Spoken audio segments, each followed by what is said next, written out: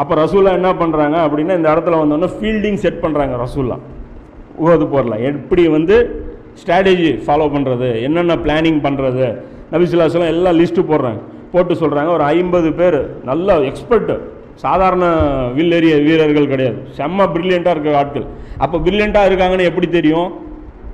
முன்னாடியே ட்ரைனிங் கொடுக்கணும். அப்போ தான் ரசூலாவுக்கு தெரியும். இங்கே வந்துட்டு யாருக்கெல்லாம் வெம்பு தெரியும்னா தெரியாதவங்க கூட கையை தூக்குவோம். அப்போ ரசூலாவுக்கு தெரியும் இவங்களில் யார் எக்ஸ்பர்ட்டு, யார் வந்து எதில் டேலண்ட்டுங்கிறது. அப்போ இதெல்லாம் ரசூல்லாவுடைய டேலண்ட்டு. ரசூல்லாவை பற்றி நம்ம தப்பாக அண்டர் எஸ்டிமேட் பண்ணுறோம்ல, இதெல்லாம் ரசூல்லா பாருங்கள் எந்த அளவுக்கு அவங்க இது இருக்காங்கன்னு. அதுதான் அந்த இவங்க கூட பார்த்தீங்கன்னா ஒரு ஆள் அந்த புக் எழுதுறாருல, Muhammad at Mecca Muhammad at மதீனான்ட்டு, அதில் தான் அவர் சொல்கிறார், இந்த முகம்மது வந்து மக்காலா வந்து ஒவ்வொரு கதவாக தட்டி நான் அல்லாஹ்வுடைய தூதர் வந்திருக்கேன், லா இலாஹ இல்லல்லாஹ் சொல்லுங்க அப்படின்னு சொல்லி அவர் கெஞ்சிட்டு இருந்தார். அதே முகம்மது இங்கே பத்ருலையும் உஹதுலையும் பார்த்தா இவர் பண்ணுற வேலையெல்லாம் பார்த்தா எங்கே பாவானி இருந்த நீயா அது அப்படின்னு மாதிரி நாங்கள் வந்து முழிக்க வேண்டியதாக இருக்குது. இந்த முகம்மது அந்த முகம்மது எங்களால் கணக்கே போட முடியல, ஒரே ஆளுக்குள்ளே இவ்வளோ 2 பர்சனாலிட்டியா. அவர் அப்படி சொல்கிறார். இப்படிப்பட்ட ஆள் அப்படி இருக்க மாட்டான், அப்படி இருந்த ஆள் இப்படி இருக்க மாட்டான், இது மல்டிபிள் பர்சனாலிட்டியாக இருக்குது. இது வந்து ஒரு அறிவுக்கு அப்பாற்பட்டமாக இருக்குது. இவர் வந்து தோக்கடிக்கிறார், நம்மளை வியப்பில் ஆழ்த்துறாரு. இந்த பிளானிங் இதெல்லாம் எங்கேருந்து இவர் கற்றுக்கிட்டாருன்னு தெரியல. இவ்வளோ பிளானிங் எங்கேயுமே பாருங்கள், பத்ரு உஹது அகல் போர் எங்கேயுமே ரசூலானால பிரச்சனை கிடையாது, இவருடைய முடிவுனால எங்கேயுமே பிரச்சனை கிடையாது. அதாவது வஹி ரீதியாக சொல்லலை, துனியா ரீதியாக இவருடைய ஸ்ட்ராட்டஜிஸ்ட்னால எங்கேயுமே பிரச்சனை கிடையாது.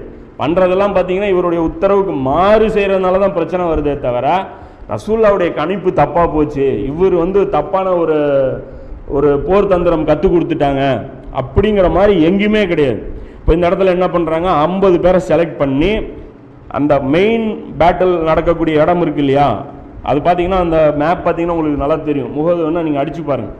அதாவது சுற்றியும் மலைகள் இருக்கும், ஒரு இடத்துல மட்டும் பார்த்தீங்கன்னா ஒரு சின்ன ஒரு குன்று இருக்கும். அந்த குன்றுக்கு இந்த பக்கமும் அந்த பக்கமும் பெருசாக காலி இடம் இருக்கும். ஆனால் அந்த குன்றில் ஒரு 50 பேரை நிறுத்திட்டோம்னா அந்த 2 பக்கமும் என்ன ஆயிரும், சேஃப் ஜோன் ஆயிரும். புரியுதா சொல்கிறேன்? இப்போ இந்த பில்டிங்கை நிறுத்திடுறோம், பில்டிங்கில் 50 பேர் துப்பாக்கி வச்சு நின்றுட்டா என்ன ஆயிரும், அந்த துப்பாக்கி எது வரைக்கும் சுட முடியுமோ அந்த ஜோன் என்ன ஆயிரும், இப்போ கண்ட்ரோலில் வந்துடும்.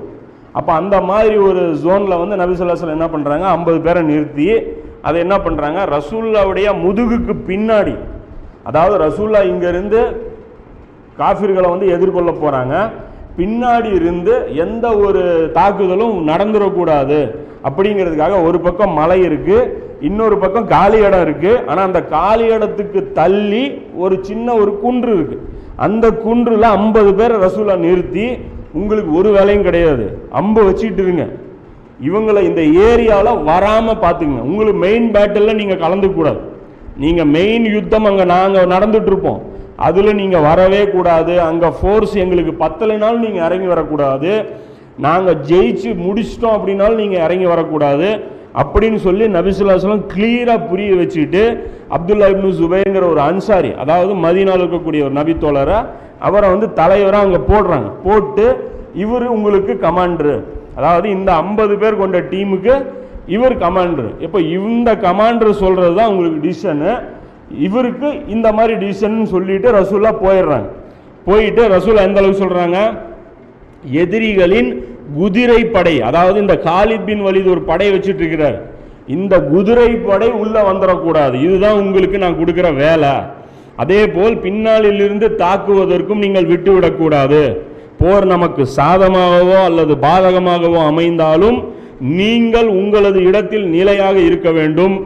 ஆக மொத்தம் இந்த வழியிலிருந்து எங்களை யாரும் தாக்கிடக்கூடாதுங்கிறது ரசூலோட இன்ஸ்ட்ரக்ஷன். இந்த ஹதீஸ் பார்த்தீங்கன்னா புகாரில் 3039 3986 இது வருது. முழு செய்தி பார்த்தீங்கன்னா விட்டு விட்டால் தான் வருது புகாரில். முழு செய்தியாக பார்த்தீங்கன்னா முஸ்னத் அஹமதில் 18794 ஹதீஸாக அதில் வருது. அதில் ரசூலா எந்த அளவுக்கு புகாரில் சொல்லக்கூடிய வாசகத்தில் எந்த அளவுக்கு வலியுறுத்தி ரசூலா சொல்கிறாங்க அப்படின்னா, எங்களை பறவைகள் கொத்தி தின்பதை நீங்கள் பார்த்தாலும், அதாவது நாங்கள் செத்து எங்கள் பிணங்களை பறவைகள் கொத்தி தின்னாலும் சரி, நான் உங்களுக்கு கூறி அனுப்பும் வரை உங்களது இடத்தை விட்டு நீங்கள் நவுந்துடக்கூடாது.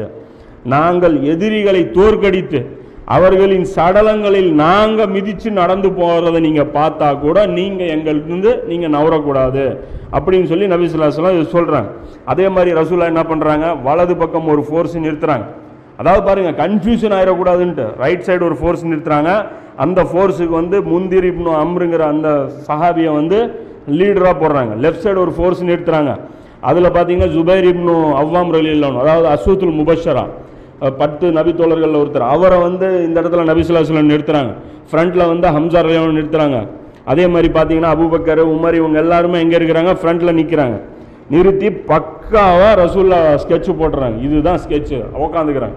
சொல்லிட்டு சொல்கிறாங்க, நீங்கள் ஆரம்பிக்காதீங்க, நான் சொல்கிற வரைக்கும் நீங்கள் ஆரம்பிக்காதீங்க அப்படின்னு சொல்லிட்டு இன்ஸ்ட்ரக்ஷன் கொடுத்துட்றாங்க.